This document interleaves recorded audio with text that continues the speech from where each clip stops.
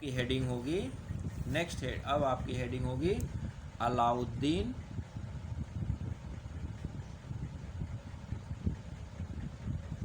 Khilji. Alauddin Khilji 1296 to 1316 CE। लगभग 20 years ये राज करता है अलाउद्दीन खिलजी। हेडिंग डाल लिया।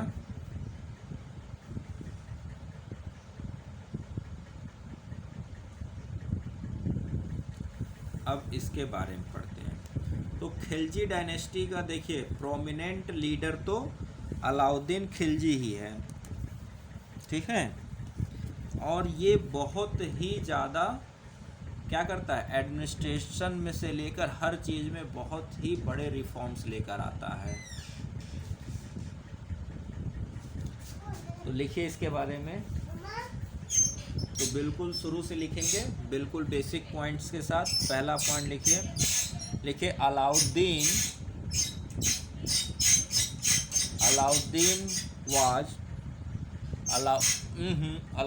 Was nephew and son-in-law of Jalaluddin Khilji. Alauddin was the nephew and son-in-law of the Jalaluddin Khilji. Next point लिखिए he was appointed as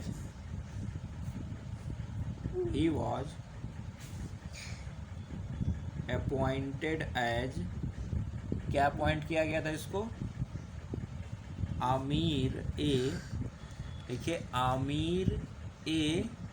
Tuzuk.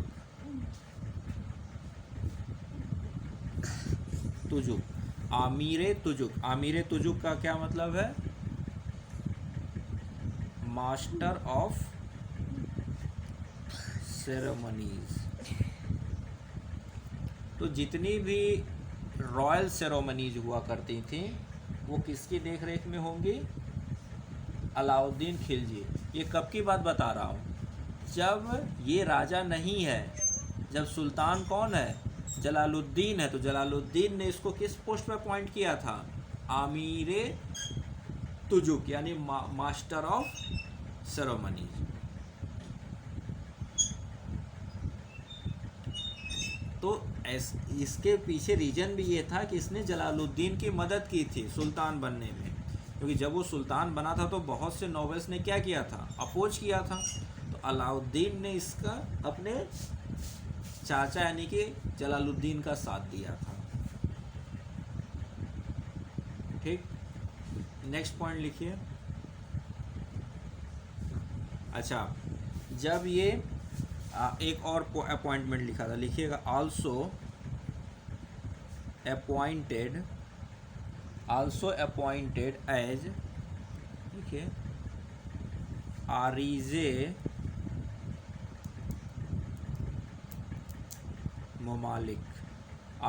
ममालिक, इसका मतलब है मास्टर ऑफ वार्स। आरिज़े ममालिक, मास्टर ऑफ वॉर।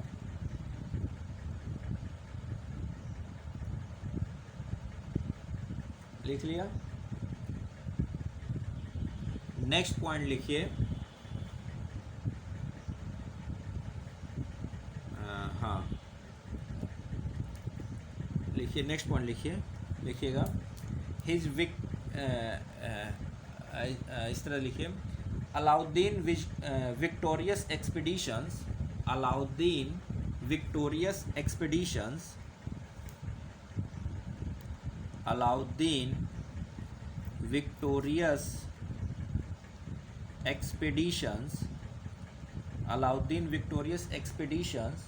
during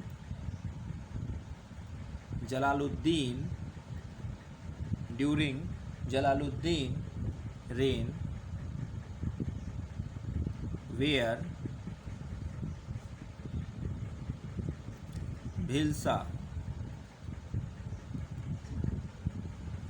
यानी कि Vidisha MP and MP in 1292 CE and Devgiri in 1292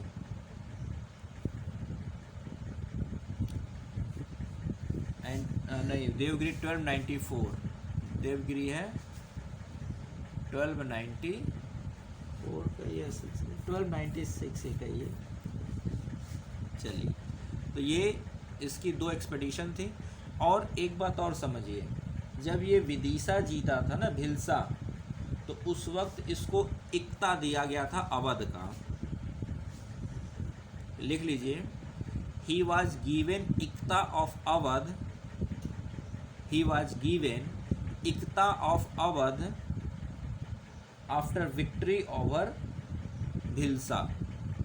After victory over Bhilsa, he was given Ikta of Awadh, Ikta of Awadh after victory of Bhilsa, यानी कि अवध का इक्तेदार भी था। जलालुद्दीन के time पर क्या था, ये अवध का इक्तेदार भी हुआ। तो इसके पास 3 पोस्ट हो गई। पहला पोस्ट है आमिरे तुजुक, इक्ता of Awadh after victory of Bhilsa, यानी विदिशा अमर। तो इसके पास देखिए, एक हो गया क्या, ये आमिरे तुजुक मास्टर ऑफ सेरेमनी, दूसरा आरिजे मामलिक मास्टर ऑफ वार, और तीसरा इक्तादार ऑफ अवध। कब, जब ये क्या है, जलालुद्दीन के अंडर में, यानी कि जलालुद्दीन सुल्तान है और उसके बदले सारे एक्सपीडिशंस कौन कर रहा है, अलाउद्दीन खिलजी कर रहा है। बट 1296 में क्या करता है, जलालुद्दीन की हत्या करके खुद गद्दी पर बैठता है। अब इसके बाद इसकी अपनी कहानी शुरू होगी एज ए सुल्तान। अब इसकी सुल्तान की कहानी, तो लिखिएगा, लिखिए, Alauddin took the title of, Alauddin took the title of, कौन सा टाइटल है, took the title of सिकंदरे सानी, सिकंदरे सानी। क्या टाइटल लिया, सिकंदरे सानी। क्यों, तो ये अपने आप को सेकंड अलेक्जेंडर कहलाना चाहता था। तो लिखिएगा, सेकंड अलेक्जेंडर। ये अपने आप को अलेक्जेंडर से कम नहीं समझ रहा था कि जैसे अलेक्जेंडर ने इतने बड़े एरिए को कंट्रोल किया था, तो एक दिन मैं भी उतने बड़े एरिए को कंट्रोल करूंगा। और एक स्टार्टिंग की इसको जीत मिली चुकी थी। साथ में दिल्ली सल्तनत, तो दिल्ली सल्तनत अपने आप में बहुत बड़ी थी। अलाउद्दीन और के सुल्तान बनने से पहले दिल्ली सल्तनत काफ़ी बड़ी थी। भाई इल्तुतमिश और बलबन ने इसको काफ़ी बड़ा कर चुके थे। जलालुद्दीन गद्दी पर, तो उसके अंडर में ये क्या किया, ये मध्य प्रदेश का विदिशा और डेक्कन का देवगिरी तक जीत लिया।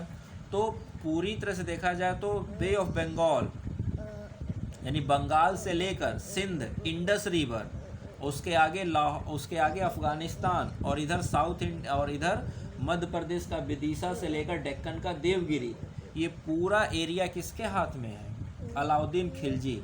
तो एक बहुत बड़ी टेरिटरी अब इसके हाथ में आ चुकी थी।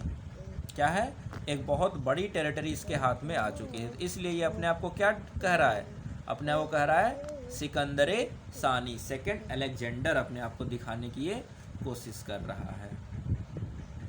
नेक्स्ट पॉइंट लिखिए, लिखिए, लिखिए, he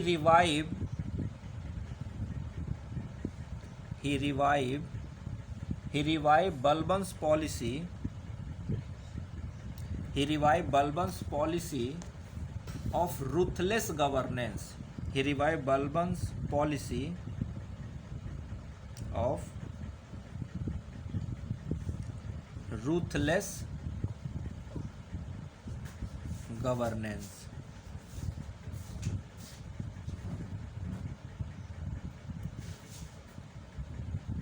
comma, awarded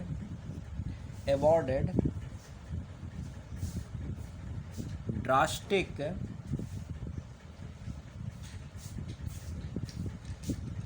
punishments to all those who dared to oppose him. Awarded ruthless punishments to all those who dared to oppose him. तो बलबन क्या कर रहा था? किसी तरह से लोग इसके खिलाफ खड़े होने की कोशिश ना करें। वही काम कौन किया? अलाउद्दीन खिलजी कर रहा है कि मेरे खिलाफ कोई भी खड़ा होने की सोचे ही ना। अगर कोई थोड़ी भी गलती कर रहा है तो उसको क्या करो, ऐसी रूथलेस, मतलब इतना, एक तरह से ये ऐसे ऐसे पनिशमेंट देता था कि आप सोच भी नहीं सकते हो। ये बीच चौराहे पे लोगों को खड़ा करके उनके सर को हाथी के पैरों से कुचलवा देता था। एलिफेंट यानी हाथी के पैर के नीचे सर रखकर कुचलवा, लोगों के ऊपर हाथी खड़े करवा देता था। घोड़े के में रस्सी बांधकर पैरों में और घोड़ों को दौड़वा देता था। लोग जमीन पर घिस कर रगड़ कर मर जाते थे। क्यों? अपने लिए लोगों के मन में भय, डर पैदा करने के लिए कि मेरे खिलाफ खड़ा होने की सोच भी ना सको। तो ये बलबन से भी ज़्यादा रूथलेस था। ठीक है, बलबन से भी ज़्यादा रूथलेस था। नेक्स्ट पॉइंट लिखिए, he curb the powers of nobles, he curb the powers of nobles, he curbed the power of nobles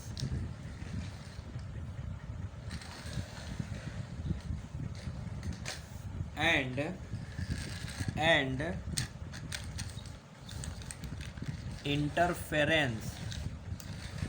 interference of the ulema, and interference of the ulema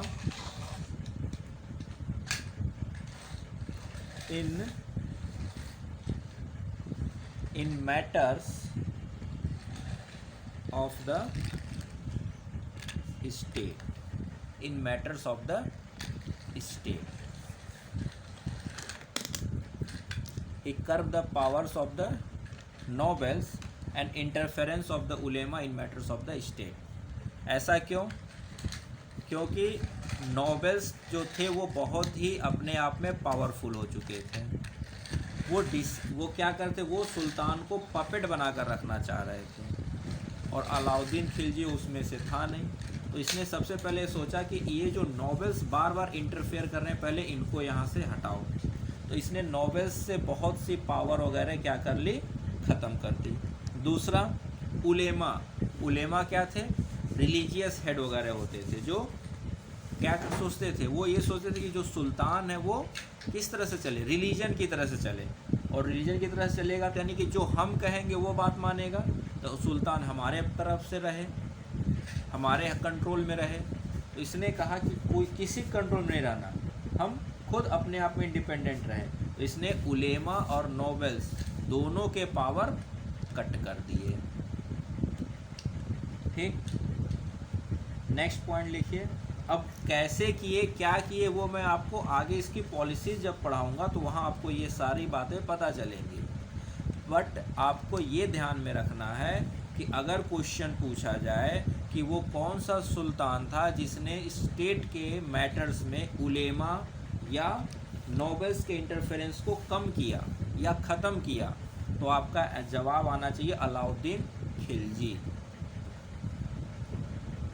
ठीक है, क्योंकि जो पपेट राजा थे उस वक्त तो क्या था, नोबल्स पूरी तरह से हावी थे।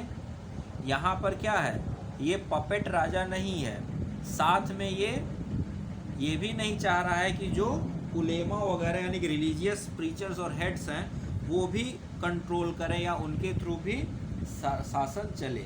ये कैसा था, ये अपने हिसाब अपनी मर्जी से शासन चलाने वालों में से था। ठीक, नेक्स्ट पॉइंट लिखिए,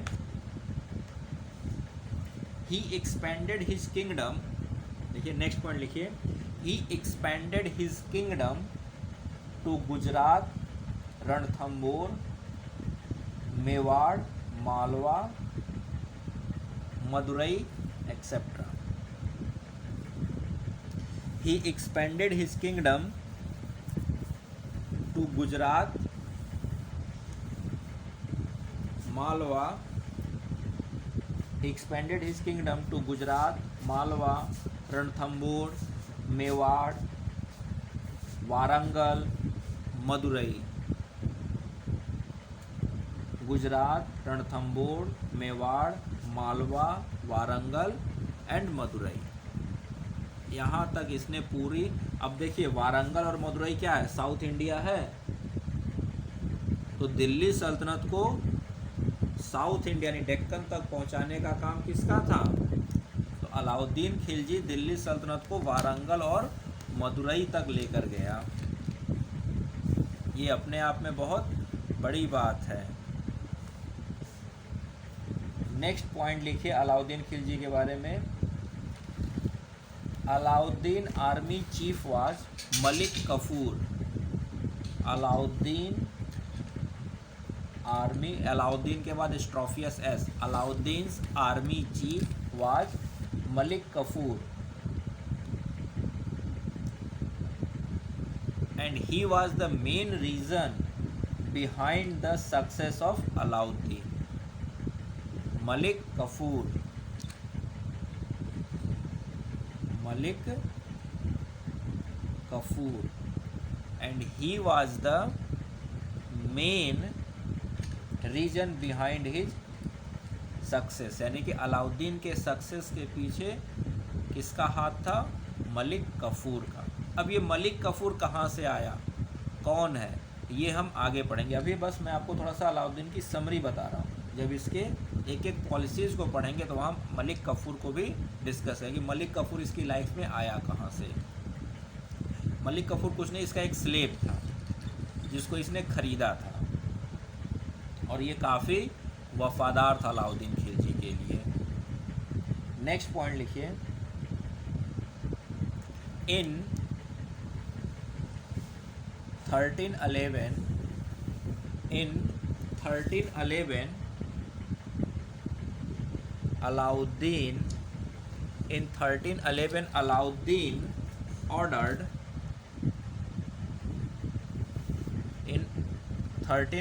Alauddin ordered massacre. Alauddin ordered massacre of Mongols in the Delhi Sultanate, wherein between 15,000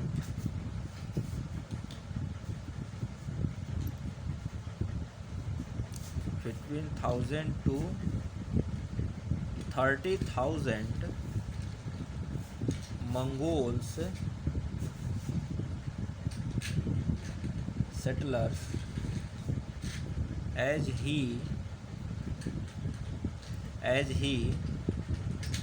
suspected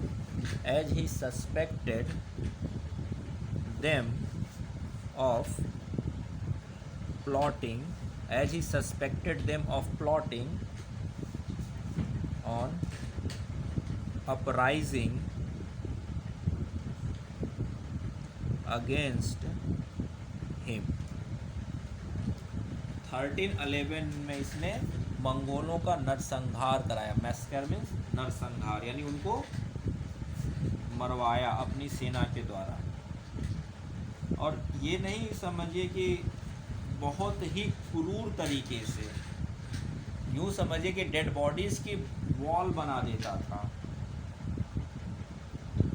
मारने के बाद उन जिस फ्रंटियर से, ये क्या है, पंजाब वाले फ्रंटियर से, नॉर्थ वेस्टर्न फ्रंटियर से जो मंगोल्स बार बार अटैक करते थे, तो उन मंगोल्स के मन में भय पैदा करने के लिए क्या करता था, ये मंगोल्स को मरवा कर, उनकी हत्या करवा, किलिंग करवा कर उनकी डेड बॉडीज़ की बाउंड्री वॉल बनवा देता था। हजारों की हजारों संख्या में उनके क्या करता था, सर धड़ से अलग करके, यानी गले काट देता था, सर अलग कर देता था और उसका ढेर रखवाता था। जैसे आप किसी चीज़ का ढेर इकट्ठा करते हो ना, उस तरह से ये इंसानी खोपड़ी के ढेर इकट्ठा करवा देता था। क्यों?